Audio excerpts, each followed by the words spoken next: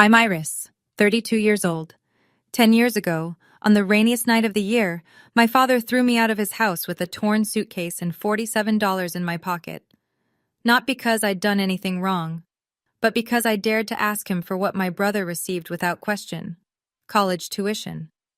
From that night forward, my father told everyone who would listen that I was mentally unstable, that I couldn't hold down a job, that the family had tried everything, but I refused treatment. For 10 years, I stayed silent. For 10 years, I built my career from nothing, while he built an elaborate lie about who I was. Then one day, I was nominated for the biggest award in my industry, broadcast live to hundreds of thousands of viewers. When they called my name and I walked up to that stage, I knew exactly what I was going to say. And my father? He was watching, surrounded by every single person he'd spent a decade lying to. Before I tell you what happened next, if this story resonates with you, take a moment to like and subscribe, but only if you genuinely want to hear how it ends. And tell me in the comments, where are you watching from right now? What time is it there? I'm always curious to know which corners of the world are listening. Now let me take you back to 10 years ago, the night that changed everything. The rain was coming down so hard I could barely see 3 feet in front of me. I stood on the front porch of my parents' house in Connecticut, my grandmother's old suitcase at my feet, its zipper broken from where I'd stuffed my clothes in too fast. Through the beveled glass of the front door, I could see the chandelier in the foyer, the Waterford crystal one my mother had picked out for their 25th anniversary. It was still glowing warm and golden, but the deadbolt had already clicked into place.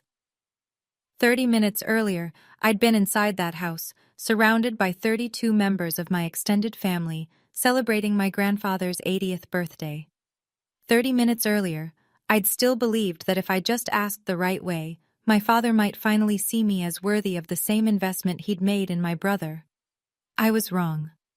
Let me rewind 2 hours before I ended up standing in that rain. The party was at Castellano's, my grandfather's favorite Italian restaurant. The kind of place with white tablecloths and waiters who remember your name. My father had rented out the entire back room. 32 place settings.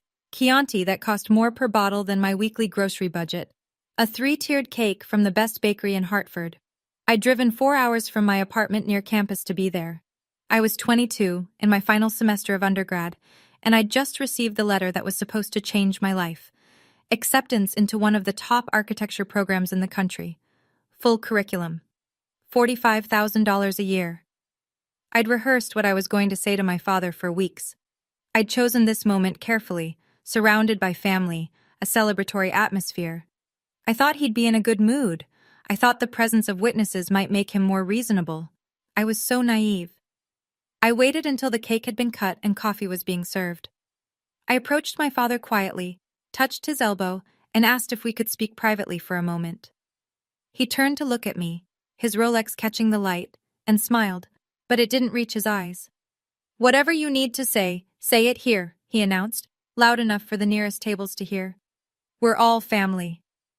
I should have walked away, but I was 22, and I still believed he might say yes. So I told him about the acceptance, about the program, about how this was my dream, and how I'd worked so hard, and how I was hoping, just hoping, that he might consider helping me the way he'd helped Derek. My brother Derek, 18 years old, was sitting 3 seats away. He'd just gotten a brand new BMW for his birthday. His college tuition, all 4 years of it, had been paid in full before he'd even graduated high school. He'd never had to ask for any of it. My father's expression didn't change. "Help you?" he repeated. "The way I helped Derek?" And then he laughed. What happened next still plays in my mind like a film I can't stop rewatching. My father stood up from his chair and suddenly everyone at the table was looking at us. My aunts, my uncles, my cousins, my grandfather still holding his coffee cup. My mother, her Hermes scarf perfectly arranged, her eyes fixed on her plate. "You think you're entitled to the same thing as your brother?" My father's voice carried across the entire room. "Derek is my son. He's going to carry on this family's name. He's going to build something. And you?" He gestured at me dismissively. "You're a girl. You're going to get married, take someone else's name, and raise their children. Why would I waste money on a degree you'll never use? I felt my face burning. 32 people were staring at me. Dad, I whispered, can we please talk about this in private? There's nothing to talk about. He was louder now, making sure everyone could hear. You want money? Go earn it yourself. Derek never had to beg for anything because Derek knows his place. You? You don't even know what you are.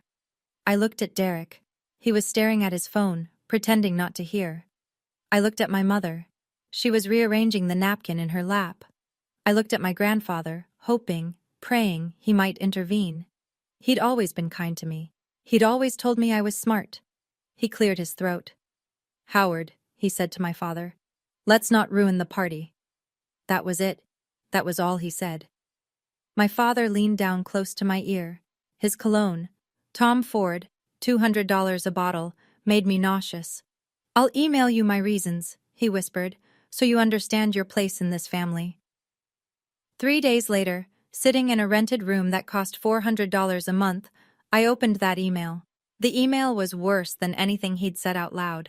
I still remember every word. I've read it so many times over the past decade that it's burned into my memory like a scar. Iris, you were born a girl. That is reality. You don't have the right to demand what belongs to your brother. Derek is the future of this family. You are just something to be given away to another family. Don't contact me again unless you're ready to apologize for humiliating me in front of everyone. I sat on the thin mattress of my rented room, instant ramen growing cold on the desk beside me. And I read those words over and over. My laptop screen blurred. I realized I was crying. My finger hovered over the delete button. But something stopped me. Some instinct I couldn't name at the time. Instead, I clicked Save. I created a folder and named it Evidence. I didn't know what I was saving it for. I just knew I needed proof. Proof that I wasn't crazy. Proof that the things he said were real. A week later, my mother called. She waited until my father was out of the house.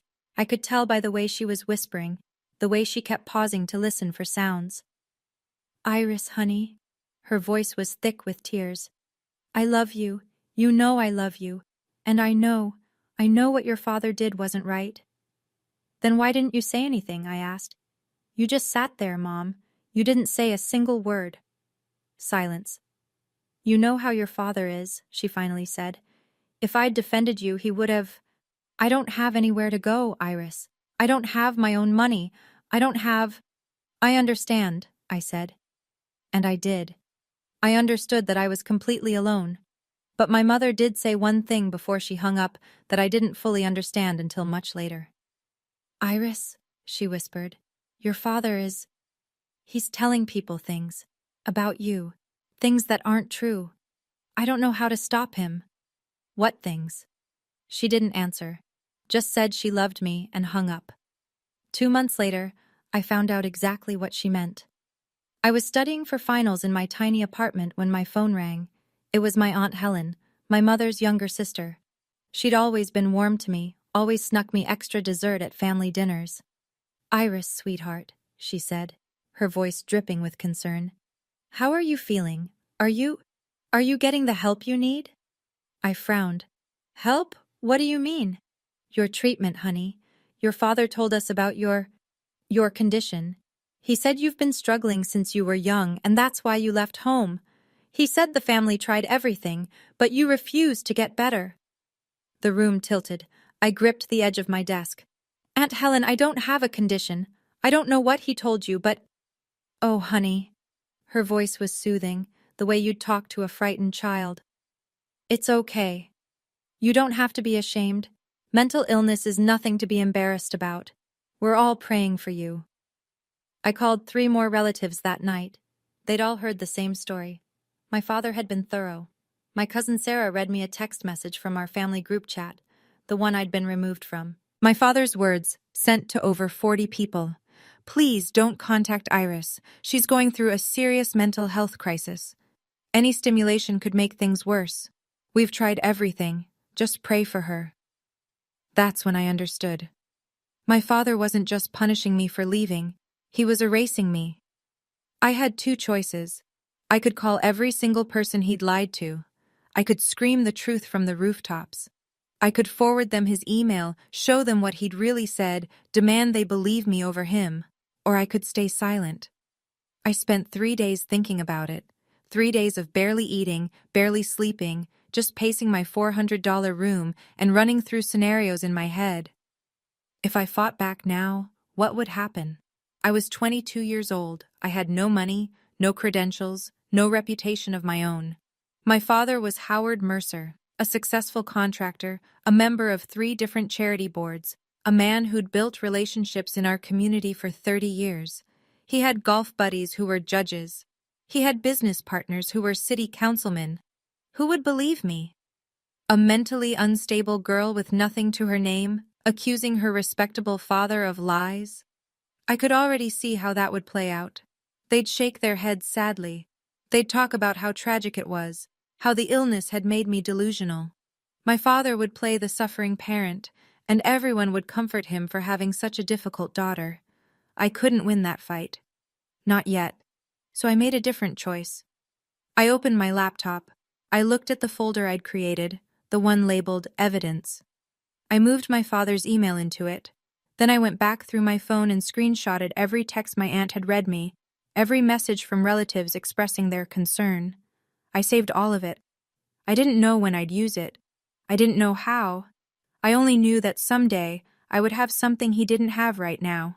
Proof of who I really was. Not his words, my work. And when that day came, I wouldn't need to scream. The truth would speak for itself. I threw myself into work. I took out federal loans for tuition.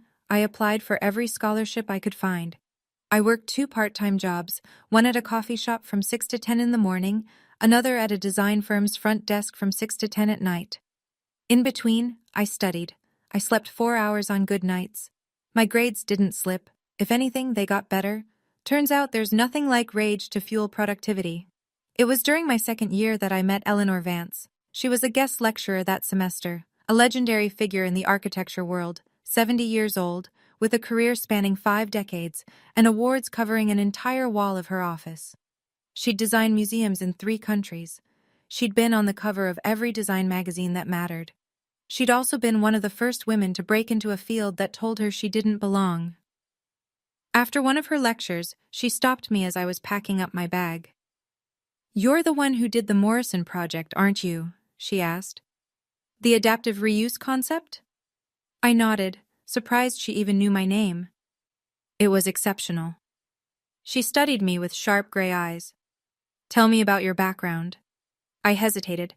I'd gotten good at deflecting this question. "My family doesn't support my career," I finally said. "We're not in contact." Most people would have pressed, asked why, offered sympathy, made it awkward. Eleanor just nodded. "My father told me women shouldn't be architects," she said. "He didn't speak to me for 15 years after I enrolled in school." She handed me a business card. "I have a studio in the city. Come intern for me this summer. No pay, but I'll teach you everything I know." I took the card. "Ms. Vance," I said, "thank you. You have no idea what this means." She smiled. "Actually, I think I do." Eleanor didn't just teach me architecture. She taught me patience, strategy, the long game. "Success is the best response to people who doubt you," she told me once, over coffee in her studio. "Not because it proves them wrong, though it does, but because it proves you right to yourself." I carried those words with me through the next 10 years. Year 1 and 2, I graduated with honors. My father didn't attend. I didn't expect him to.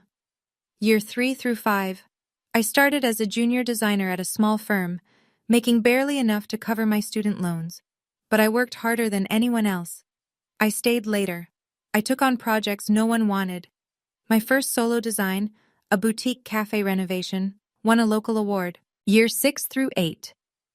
Eleanor recommended me to a prestigious studio in Chicago.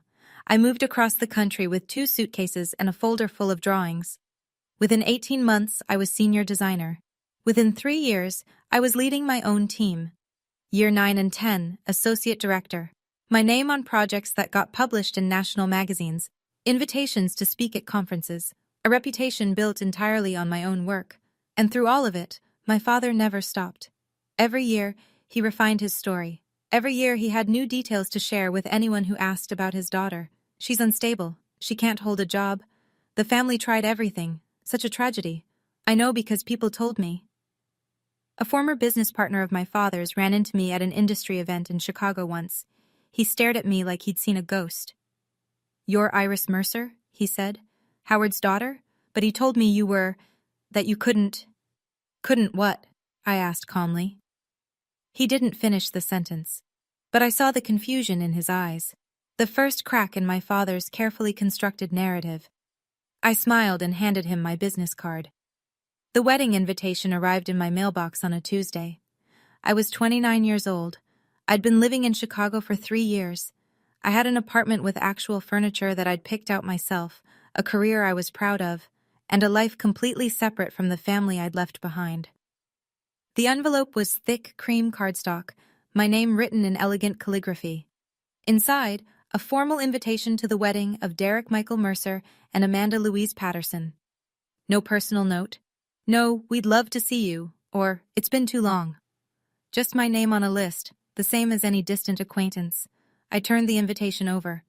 The back listed the wedding party: Howard and Margaret Mercer, parents of the groom. That was it. No mention of a sister. My phone buzzed. My mother's name appeared on the screen. She still called me once every few months, always when my father was out of the house, always with the same mix of love and helplessness. "Did you get the invitation?" she asked before I could even say hello. "I did. Will you come?" Her voice was fragile, hopeful. "Please, Iris. It's been so long. I miss you so much." "Mom," I hesitated. "Does he even want me there?" Silence. Then, "Your father doesn't know Derek sent you an invitation. Derek did it on his own, but I want you there. I need to see my daughter." She paused, and when she spoke again, her voice was barely a whisper. "Just please, don't do anything to embarrass your father. Don't make a scene. It's Derek's day." I looked at the invitation in my hand. 7 years of silence, and this was my welcome back. "Come to the party, stay invisible, don't cause trouble." "I'll be there," I said. But I wasn't going to stay invisible. I was going to see, with my own eyes, what my father said about me when he thought I wasn't listening. The wedding was held at the Waverly Country Club, the same one where my father had been a member for 25 years. Crystal chandeliers hung from vaulted ceilings. White roses cascaded from every surface. A string quartet played Vivaldi as 200 guests mingled with champagne flutes in hand. I wore a simple navy dress, elegant but understated. I wasn't there to draw attention. I was there to observe. My father spotted me the moment I walked in. I saw his eyes flick toward me across the room, register my presence, and then nothing. He turned back to the business associate he was chatting with as if I were a stranger he'd accidentally made eye contact with. For the next 3 hours, he didn't acknowledge me once. I moved through the reception like a ghost. I congratulated Derek and his bride. I hugged my mother, who cried and clutched my hands and whispered, "You look so beautiful," before my father called her name, and she scurried back to his side. I smiled at cousins who looked at me with a mixture of curiosity and pity, and I listened. I positioned myself near my father's table during cocktail hour, close enough to hear, but far enough not to be noticed. A friend of his, a man I didn't recognize, gestured toward me. "Howard, isn't that your daughter, the one who—" "Ah, yes." My father's voice was practiced, smooth. "She's doing a bit better these days. Still unstable, but we're hopeful. The doctors say with the right medication—" "Such a shame," the friend said. "She seems so normal." "That's the thing about mental illness," my father said gravely. "You can't always tell from the outside." I stood perfectly still, champagne glass in hand, and let his words wash over me. I'd known, intellectually, what he'd been saying, but hearing him lie about me while I was standing 15 feet away, was something else entirely. Then I felt a hand on my elbow. I turned to find Derek. "Iris," he whispered, glancing nervously toward our father. "I'm sorry. I'm so sorry. I don't know how to make him stop." "Do you believe him?" I asked quietly. "What he says about me?" Derek's eyes dropped to the floor. That was answer enough. Near the end of the reception, my mother found me. The cake had been cut, the bouquet had been thrown, and guests were starting to drift toward the exits. I was standing alone near the garden doors, watching the sun set over the golf course, when I felt her hand slip into mine. "Come with me," she whispered. "Quickly." She led me outside, past the rose garden, to a quiet corner of the terrace where no one could see us. Her hands were trembling as she reached into her clutch and pulled out something small and black. A USB drive. "Take this," she said, pressing it into my palm. "Don't let your father know I gave it to you." I stared at it. "What is this?" "Everything," her voice cracked. "Every email he's sent about you, every text message, every lie he's told to his friends, his partners, our relatives. I copied all of it." "Mom." I couldn't process what she was saying. "How do you even have access to—" "I've known his passwords for years. He doesn't know I know." She laughed bitterly. "He thinks I'm too stupid to figure them out. But I've been watching, Iris. For 10 years, I've been watching what he does to your name, and I—" Her voice broke. "I couldn't stop him. I was too scared. But I could do this." I looked down at the small piece of plastic in my hand. 10 years of lies. 10 years of systematic destruction of my reputation. All documented. "Why now?" I asked. My mother's eyes were wet. "Because I saw his face when you walked in today. He didn't even look at you. His own daughter. And I thought—" She wiped her cheek. "I thought maybe someday you'll be able to use this, to make people see the truth, even if I can't." I hugged her tighter than I had in years. "Thank you, Mom," I whispered. "You have no idea what this means." I didn't open the USB drive until I was back in Chicago 3 days later. I told myself I needed time to prepare. In reality, I was terrified of what I'd find. It was a Sunday night. I poured myself a glass of wine I didn't drink, sat down at my desk, and plugged the drive into my laptop. There were over 50 files, emails, screenshots of text messages, chat logs from the family group that had removed me a decade ago, all organized by date, starting from 2 months after I'd left home. I read them one by one, and with each one, the knife twisted deeper. "Iris is having another episode. Please don't try to contact her directly. It only makes things worse. We've consulted 3 different specialists. They all say the same thing. She refuses treatment. It breaks my heart to say this, but my daughter cannot function in normal society. We've tried everything." And then I found one that made me stop breathing. It was an email sent 5 years ago to a man named Robert Chen. I recognized the name. He was a real estate developer my father had worked with, someone who'd approached me about a major project early in my career. I'd been so excited. It would have been my first big break. The contract had fallen through at the last minute. Robert had said there were budget concerns, and they'd decided to go in a different direction. My father's email to him read, "Robert, I know you're considering hiring my daughter for the Parkview project. I'm telling you this as a friend. Don't. She's not stable. She has serious mental health issues that she refuses to address. If you bring her onto this project, you will regret it. I'm saying this because I care about you and don't want to see your reputation damaged." I closed my laptop and cried until I couldn't breathe. He hadn't just been lying about me. He'd been actively sabotaging my career. A week later, I met Eleanor for lunch. I hadn't told anyone what I'd found on the USB drive. I'd been carrying it around like a grenade, unsure what to do with it. But Eleanor had been the one constant in my professional life for nearly a decade. If anyone could give me perspective, it was her. We sat at her favorite restaurant, a quiet place overlooking Lake Michigan, where the maitre d' knew her by name. I told her everything. The wedding, the lies, the sabotaged project.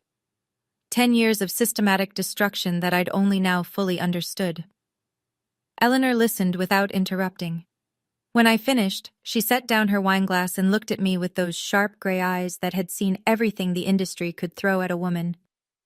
"What do you want to do?" she asked. "I don't know," I admitted. "Part of me wants to send everything to every person he's ever lied to. Part of me wants to call him and scream until my throat bleeds. And part of me is so tired of him taking up space in my head." Eleanor nodded slowly. "When I won my first major award," she said, "my father didn't come. He told everyone I'd bought my way onto the jury.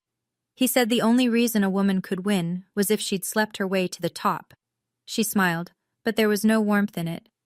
I could have fought him publicly, made a scene, demanded he retract his lies. What did you do instead?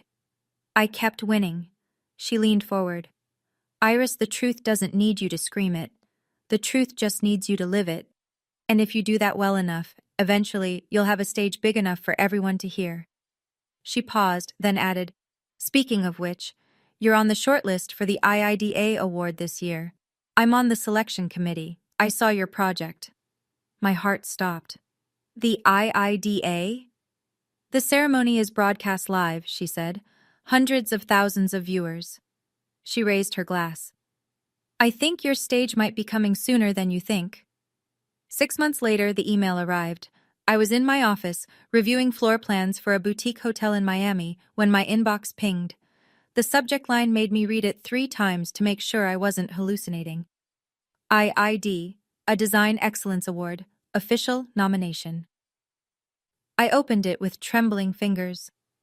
Dear Ms. Mercer, we are pleased to inform you that you have been nominated for the Interior Design Association's Award for Design Excellence in recognition of your work on the Meridian Hotel Collection. The award ceremony will take place on March 15th at the Grand Hyatt, New York, and will be broadcast live via television and online streaming platforms. I read the rest of the email in a daze. The Meridian Project, 4 boutique hotels across the Midwest, each one designed to reflect the unique character of its city. 2 years of my life, countless sleepless nights, a team of brilliant people who'd trusted my vision. And now, this. I called Eleanor immediately. I just got the email, I said, trying to keep my voice steady. I'm nominated. I know. I could hear her smiling through the phone. I told you, your stage is coming. Eleanor, I don't know if I can. You can, she interrupted gently. And Iris? If you win, I'll be the one introducing you on stage. That's already been arranged. I hung up and sat in my chair for a long time, staring out the window at the Chicago skyline. The ceremony would be broadcast live, hundreds of thousands of people watching, industry leaders, journalists, everyone who mattered in my field. I thought about the USB drive in my desk drawer, about the emails I'd never responded to, about my father, probably sitting in his country club right now, telling someone new that his daughter was too unstable to hold down a job. For the first time, I knew exactly what I was going to do. I just needed to wait for the right moment. 1 week before the ceremony, I was in my apartment, standing in front of a full-length mirror, wearing the dress. It was emerald green, custom-made by a designer friend who'd owed me a favor. Off the shoulder, beaded along the neckline, the kind of dress that made you feel like you could conquer the world. I'd paired it with red-soled Louboutins that I'd saved 3 months to afford. I had 2 speeches prepared. One was standard, grateful, professional, humble. The kind of speech you'd expect from any award winner. The other was different. My phone buzzed. Derek's name appeared on the screen.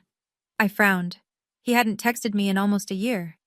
Iris, I just found out you're nominated for a big award.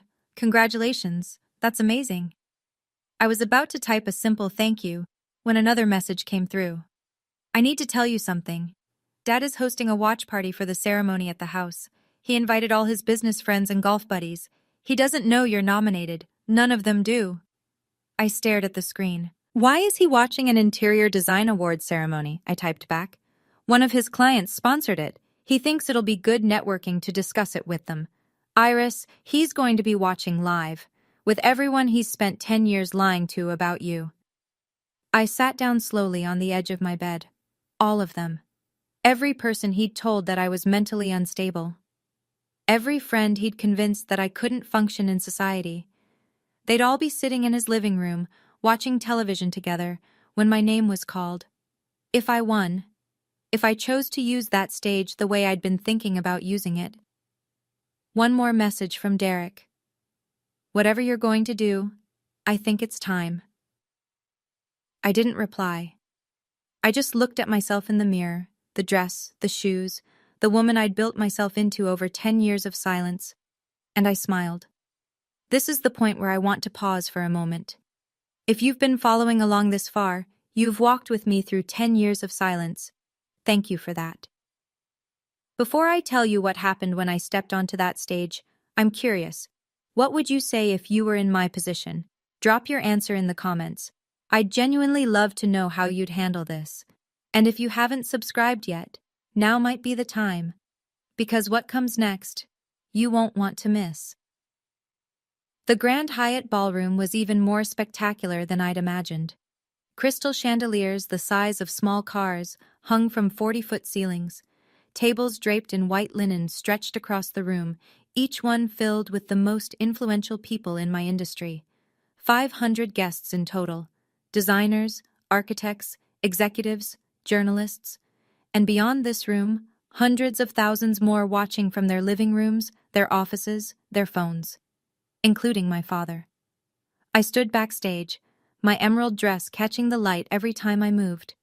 Through a gap in the curtain, I could see the stage, a massive screen displaying the IIDA logo, a sleek podium where winners would accept their awards, and row after row of expectant faces. Nervous? I turned. Eleanor was beside me, resplendent in silver that matched her hair. Terrified, I admitted. She took my hand. Remember what I told you years ago?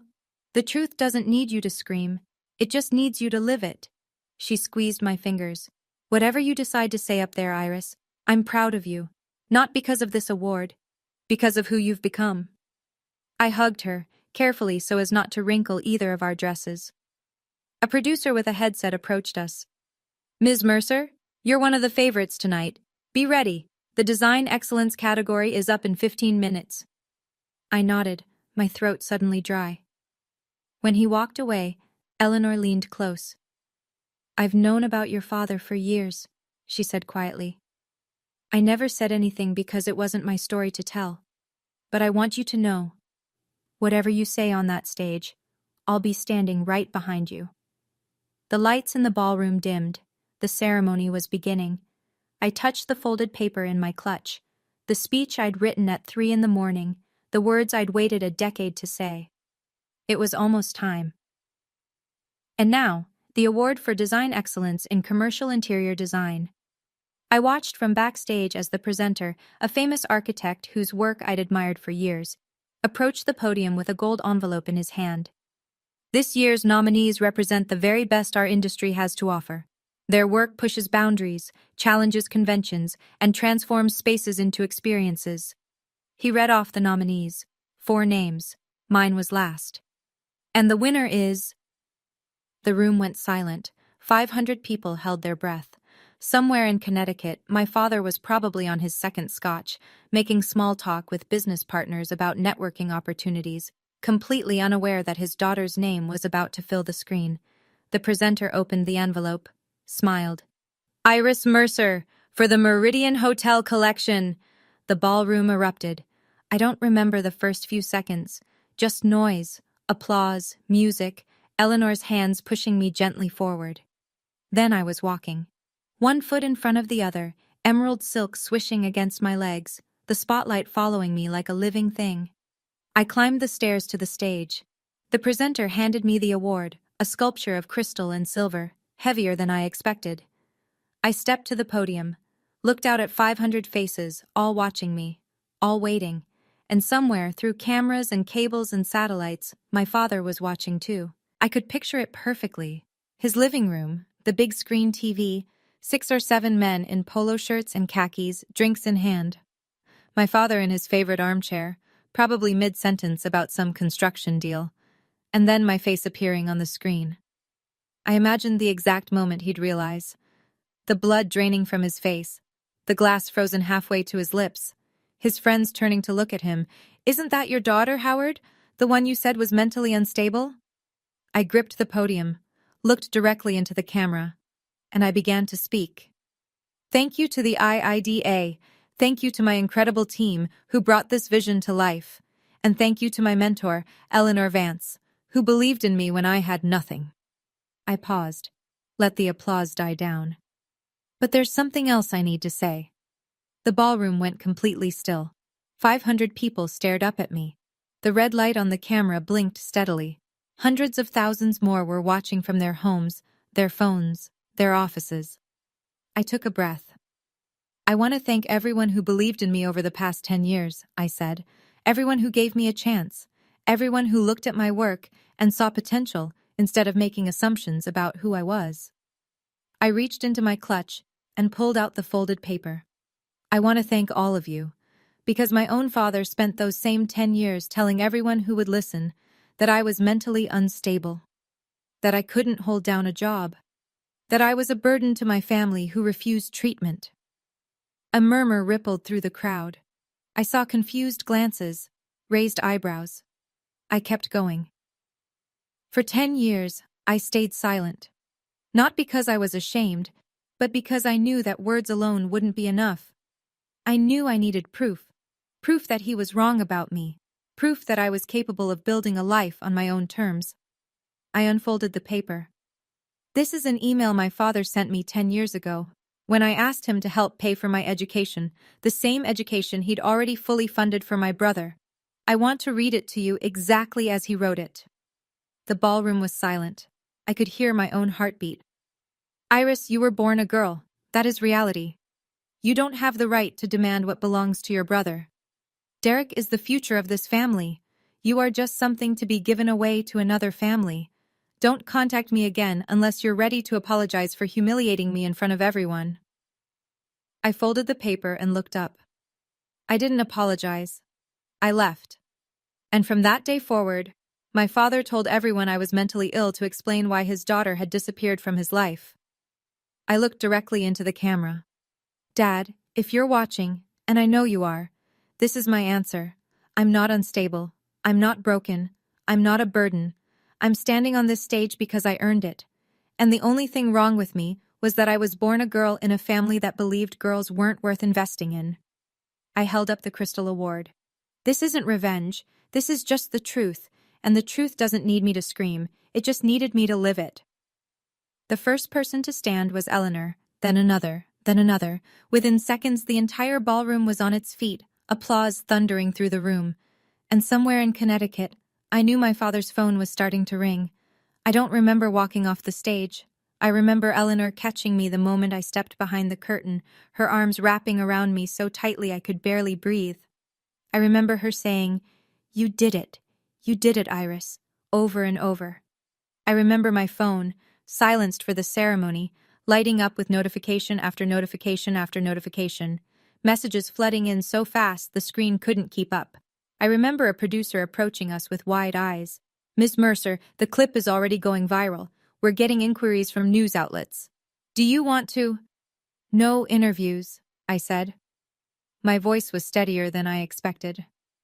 What I said on stage is everything I have to say. I don't want to talk about my father anymore. I want to talk about my work. The producer nodded and disappeared. Back in the ballroom, I could hear the ceremony continuing, the next category being announced, polite applause. But the energy had shifted. People kept glancing toward the backstage area. Phones were out everywhere, screens glowing blue in the dim light. Within 30 minutes, the clip had 100,000 views. Eleanor showed me on her tablet, scrolling through the comments. Thousands of people sharing their own stories. Thousands more tagging friends and family. The hashtag Iris Mercer was climbing the trending charts. "You should see what's happening on Twitter," someone from my team said, breathless. "It's everywhere." But I wasn't thinking about Twitter. I was thinking about a living room in Connecticut. About a man in an armchair surrounded by his golf buddies and business partners, the same people he'd spent a decade lying to about his mentally unstable daughter. I imagined Richard Calloway turning to my father with confusion on his face. "Howard, that's your daughter? The one you said couldn't hold down a job? She just won the biggest award in her industry." I imagined my father's phone ringing, and ringing, and ringing. For the first time in 10 years, I wasn't the one who needed to explain herself. 48 hours later, the video had 3 million views. I watched the number climb from my apartment in Chicago, curtains drawn, phone on silent. Every news outlet in the country wanted an interview. Every morning show wanted me on their couch. My inbox was so flooded that my assistant had to create a separate folder just to manage the media requests. I said no to all of them. The speech said everything I needed to say, I told my publicist. I don't want to become known for my family drama. I want to be known for my work. The articles wrote themselves anyway. Award-winning designer exposes father's decade of lies on live TV. Iris Mercer's acceptance speech goes viral. The truth doesn't need me to scream. The email that started it all, inside one woman's 10-year journey to justice. The comments sections were overwhelming. Thousands of people sharing their own stories of being dismissed, diminished, disbelieved by their families. Thousands more tagging their own fathers, their own mothers, their own siblings who'd said they'd never amount to anything. I'd become a symbol of something I hadn't intended to represent. On the second day, I started getting messages from people I hadn't heard from in years. Relatives who'd cut me off, family friends who'd believed my father's lies, former colleagues who'd been warned to stay away from me. The apologies came in waves. Iris, I'm so sorry. I had no idea. I should have questioned what Howard told me. I feel terrible. All these years I thought you were struggling. I should have reached out. I never should have believed him. Can you ever forgive me? I read every single one. I didn't respond to most of them. But one message stood out. From an email address I'd almost forgotten. Robert Chen, the developer who'd pulled the contract 5 years ago, the one my father had sabotaged. Iris, I owe you more than an apology. I owe you an explanation and a conversation, if you're willing. I stared at his message for a long time. Then I wrote back. I'm listening. I didn't witness what happened at the country club. Derek told me about it later. 1 week after the ceremony, Richard Calloway, my father's closest friend of 20 years, requested a meeting. Not at my father's office, not at his home, at the Waverly Country Club, in the private dining room where deals were made and reputations were either built or destroyed. 4 men were waiting when my father arrived. Richard, James Monroe, David Foster, Tom Patterson, Amanda's father, now my brother's father-in-law. All of them had been at the watch party the night my speech aired. All of them had spent years hearing my father's stories about his tragic mentally ill daughter. Sit down, Howard, Richard said. His voice was cold. My father sat. According to Derek, who heard about it from Richard himself, my father tried to control the narrative from the first moment. Before you say anything, my father said, you need to understand. That speech was taken out of context. The email she read was from a very difficult time. She's twisting everything to Howard. Richard held up his phone. On the screen was a screenshot of a text message. You sent me this 3 years ago. I'm going to read it to you. Don't bother with Iris. She's unstable, can't keep a job, and the family has tried everything. Just pray for her. My father's face went pale. And this one, Richard continued, swiping to another screenshot. You sent to the entire group chat after she left. Please don't contact Iris directly. She's in a fragile mental state and any stimulation could set her off. We've consulted specialists. It's very serious. You lied to us, David Foster said quietly. For 10 years. She was on live television, Howard, Tom Patterson added. I watched her accept that award. She's not mentally ill. She's accomplished, successful. Everything you said was the opposite of true. Why would you do that to your own daughter? My father, Derek said, had no answer. For the first time in his life, Howard Mercer had nothing to say. The meeting ended with handshakes and tight smiles, but the message was clear. The men who had trusted him for decades now saw him differently. And that was just the beginning. My mother called me on a Sunday morning, 2 weeks after the ceremony. I was sitting on my couch with a cup of coffee, watching the sunrise over Lake Michigan. My phone rang with her name on the screen. But something was different. She wasn't whispering. She wasn't waiting for my father to leave. Iris, she said when I answered.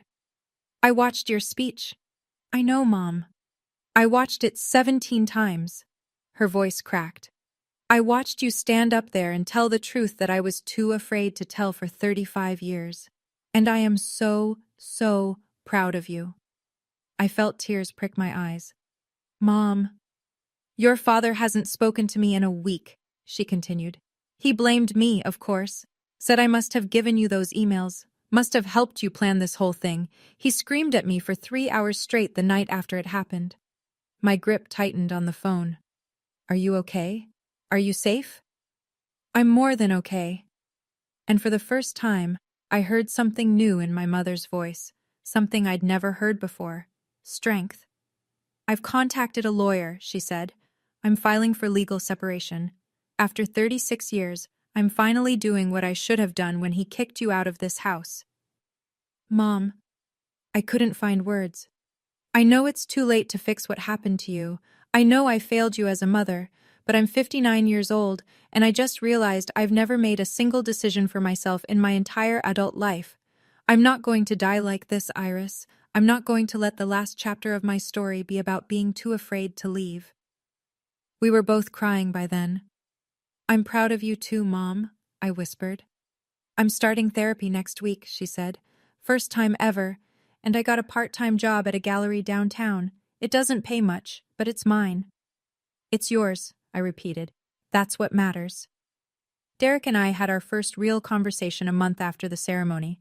Not a text message, not a brief exchange at a family event where he was too nervous to say more than a few words. An actual conversation, face-to-face, over video call. He looked older than I remembered, tired. But his eyes were clearer somehow, like he'd stopped hiding from something. "I need to say something," he started, "and I need you to let me finish before you respond." I nodded. "I knew what Dad was saying about you was wrong. I've known for years. I heard him tell those stories at dinner parties, at golf outings, to anyone who asked about you, and I never said a word." He took a shaky breath. "Because saying something would have meant admitting that I benefited from your suffering, that everything I had, the tuition, the car, the easy path, came at your expense. I didn't want to face that." "Derek, let me finish." His voice cracked. "I was a coward, Iris. I was a coward, and I'm sorry. I can't undo the past decade. I can't give you back the years you struggled alone. But I can promise you that I'm going to be better. Not just in words, in actions." I sat with that for a moment. "I appreciate you saying that," I finally said. "But you're right, words aren't enough. I need to see what better looks like before I can trust it." "I understand." He paused. "I've started seeing a therapist, for the first time in my life. She's helping me understand that Dad didn't just hurt you. He hurt me too, in different ways. The pressure to be perfect, the conditional love, the way I was taught that my worth depended on being the good child. That doesn't excuse what you didn't do." "No, it doesn't." He met my eyes through the screen. "But it helps me understand why I was so afraid to do it." I nodded slowly. It wasn't forgiveness. Not yet. But it was a start. "One more thing," Derek said. "Amanda's pregnant. We're having a girl." He swallowed hard. "I'm going to make sure she never, ever feels the way Dad made you feel. That's a promise I'm making to myself. And to you." 1 month after the ceremony, an email from my father appeared in my inbox. I stared at the sender's name for a long time before I opened it. Howard Mercer. The first direct communication from him in 10 years, since the email I'd read on national television. I clicked. "Iris, what you did at that award ceremony was a betrayal of this family that I will never forgive. You took private matters and displayed them for the entire world to see, purely to humiliate me. You have damaged my reputation, my business relationships, and the Mercer family name. A name that I built over 40 years of hard work. I don't know who put you up to this, or what you hope to gain. But you need to understand. Everything I said about you was for your own protection. I was trying to manage a difficult situation in the best way I knew how. The fact that you've twisted that into some kind of public revenge fantasy tells me that you are still as unstable as you've always been. I expect a public retraction. I expect you to make a statement clarifying that you exaggerated and took my words out of context. If you do this, we can discuss moving forward as a family. Your father, Howard Mercer, CEO, Mercer Construction." I read it twice. Then I wrote my response. "Dad, this is the last email I will ever send you. I didn't humiliate you. You spent 10 years humiliating yourself by lying about your own daughter. I simply told the truth. If the truth embarrasses you, that's not my problem to solve. I will not be issuing a retraction because there is nothing to retract. Every word I said was accurate. I have the receipts to prove it. You had 10 years to apologize. You had 10 years to call me, reach out, admit that what you did was wrong. Instead, you doubled down on the lie, every single time. I don't hate you. I don't wish you harm. But I also don't owe you anything. Not an explanation, not a retraction, and certainly not my silence. This chapter is closed. Please don't contact me again. Iris. I hit send. Then I blocked his email address, his phone number, and every other way he might try to reach me. Derek told me later that my father forwarded my response to several friends, accompanied by his own commentary about how unhinged I still was. But this time, no one agreed with him. The truth had spoken, and it didn't need me anymore. I know a lot of you are waiting to see if my father ever apologized. I used to wait for that too. I spent years believing that if he would just say sorry, I could finally heal. But I learned something important. My healing was never dependent on his apology. It couldn't be. Because some people will never admit they were wrong, and I couldn't put my peace in their hands. If you're waiting for someone to change before you let yourself move on, I hope this part of my story gives you permission to stop waiting. And if this resonates, share it with someone who needs to hear it. 3 months after the ceremony, I took stock of what had changed. The numbers were concrete now, measurable. The kind of consequences that couldn't be explained away or spun into another narrative. 2 major contracts had quietly dissolved for Mercer Construction. Partners who had worked with my father for over a decade suddenly found reasons to explore other options. The combined value, according to industry estimates, was somewhere around $850,000. The charitable organization where my father had sat on the board for 15 years released a carefully worded press statement about restructuring their leadership. His name was notably absent from the new board list. The Waverly Country Club, his second home for 25 years, still technically allowed him membership. But Derek told me my father had stopped going. The atmosphere had changed, he said. Old friends crossed to the other side of the dining room when they saw him coming. Golf invitations stopped arriving. And at Mercer Construction itself, something subtle but significant had shifted. The board of directors, people who had trusted my father's judgment implicitly for decades, began routing major decisions through Derek instead. My father was still technically CEO, but he was being slowly, quietly, pushed to the margins. None of this was because of legal action or formal consequences. It was simply what happened when a community discovered that one of their most respected members had been lying about his own daughter for a decade. Trust, once broken, doesn't rebuild easily. I didn't celebrate these developments. I didn't feel vindicated watching my father's world shrink. Mostly, I felt tired. Tired of a story I'd never wanted to be part of in the first place. I'd spent 10 years building a career to prove I wasn't what he said I was. Now I wanted to spend the rest of my life just being myself. The award sat on a shelf in my office. I rarely looked at it. The speech had served its purpose. It was time to move on. 1 year later, I became a partner at the firm. The promotion came not because of the viral speech or the media attention, both of which I'd worked hard to distance myself from, but because of the work I'd done in the 12 months since. 3 new hotel projects. A renovation of a historic theater that made the cover of Architectural Digest. A reputation built on talent, not trauma. My new office had a view of Lake Michigan. Floor-to-ceiling windows. My name etched on the glass door. Iris Mercer, partner.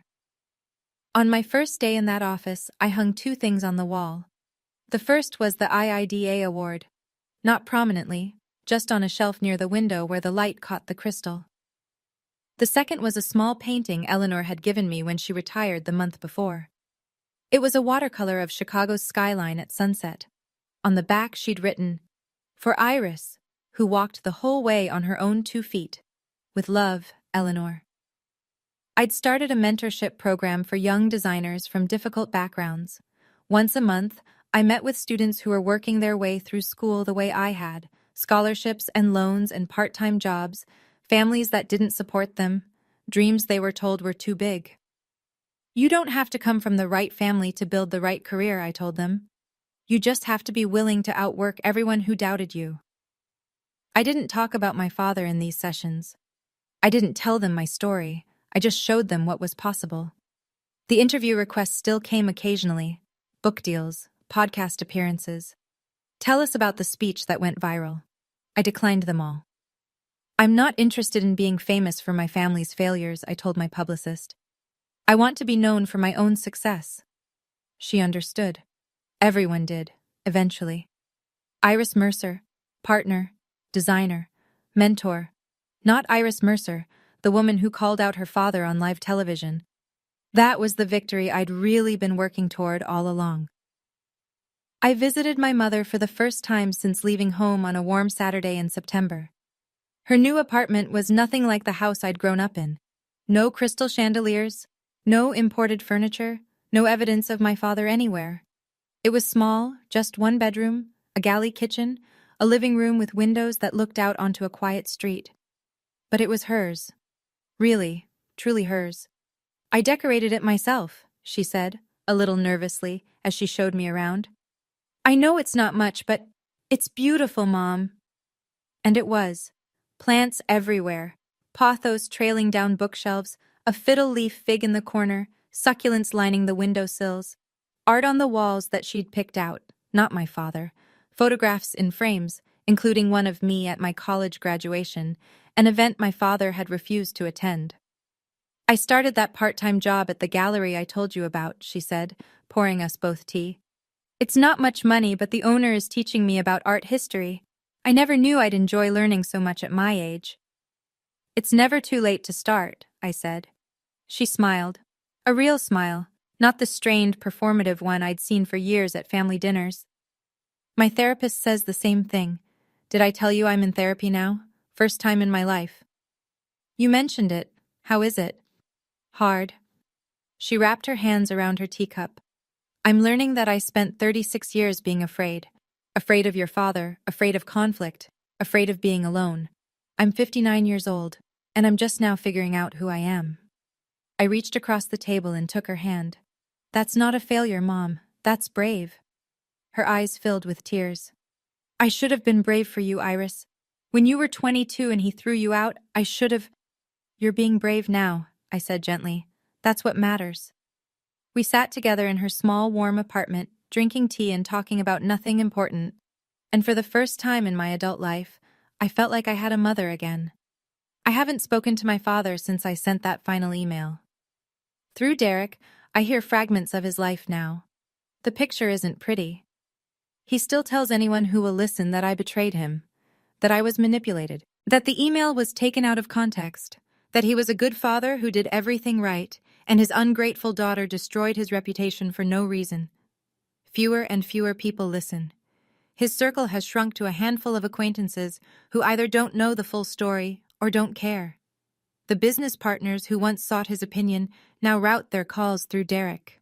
The country club friends who once laughed at his jokes now remember prior engagements when he suggests getting together. My mother left him. His daughter doesn't speak to him. His son maintains a careful professional distance. By any measure, Howard Mercer is a diminished man. I don't feel happy about this. I don't feel vindicated. I don't feel much of anything, really. I spent so many years wanting him to acknowledge what he did, to apologize, to change. I've had to accept that none of that is coming. Some people never admit they were wrong. Some people go to their graves believing their own lies. My father, I think, will be one of those people. But here's what I've learned. My peace doesn't depend on his transformation. My healing doesn't require his apology. I wasted too many years waiting for him to become someone he's not. I've stopped waiting now. I hope, somewhere deep down, he finds his own peace someday. But whether he does or doesn't, it's no longer my concern. I have a life to live, and it's a good one. Derek and I see each other once a month now. He flies to Chicago for business, and we have dinner at a quiet restaurant near my apartment. We don't talk about our father much. We talk about work, about life, about the future. Mostly, we talk about his daughter. She was born 7 months after the ceremony, a baby girl with Derek's eyes and Amanda's stubborn chin. He named her Grace. I think about what you said a lot, Derek told me one evening, showing me photos on his phone. Grace in a onesie, Grace in a stroller, Grace sleeping in his arms with her tiny fist wrapped around his finger. What I said about what? About being better. About showing it through actions, not words. He swiped to another photo. Every time I hold her, I think about how Dad made you feel growing up, how he made you believe you were less than because you were a girl. And I promised myself I will never, ever do that to her. That's a good promise. I'm going to keep it. He looked up at me. I'm not doing it to earn your forgiveness, Iris. I know that might never come, and I understand why. I'm doing it because it's right, because I don't want to be the person I was. I looked at my little brother, not so little anymore, a father himself now, trying to break a cycle that had wounded both of us in different ways. I'm proud of you, I said. And I meant it. We don't have the relationship we might have had if things had been different. Too much time has passed. Too much damage has been done. But we have something. It's not perfect. It's not what it could have been. But it's ours. Sometimes, on quiet evenings, I stand at the window of my office and watch the sun set over Chicago. The skyline turns gold, then orange, then deep purple. The lake reflects the light like a mirror. On my shelf, the IIDA award catches the last rays of daylight, crystal glinting. On the wall behind me, Eleanor's painting. On my desk, a photograph of my mentees from last year's cohort, 12 young designers who are now building careers of their own. And somewhere in my memory, always, a 22-year-old girl standing in the rain with a torn suitcase and $47 in her pocket. I don't hate that girl anymore. For years I was ashamed of her, ashamed that she'd needed help, ashamed that she'd asked, ashamed that she'd been rejected so brutally. But now I understand. She survived, she endured. She built something from nothing. She became me. My father said I was worthless. He said I would never amount to anything. He said that being born a girl made me less valuable than my brother, less worthy of investment, less deserving of support. He was wrong. Not because I proved him wrong, though I did, but because he was wrong from the beginning. I was always worthy. I was always enough.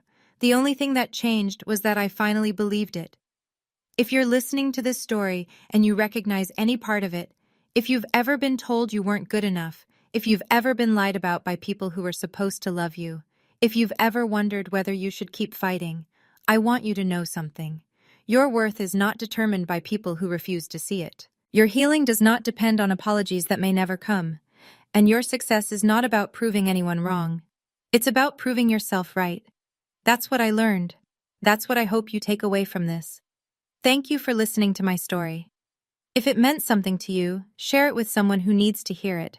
Like and subscribe if you want to hear more, and leave me a comment. Tell me your story. I'm always listening. I'll see you in the next one.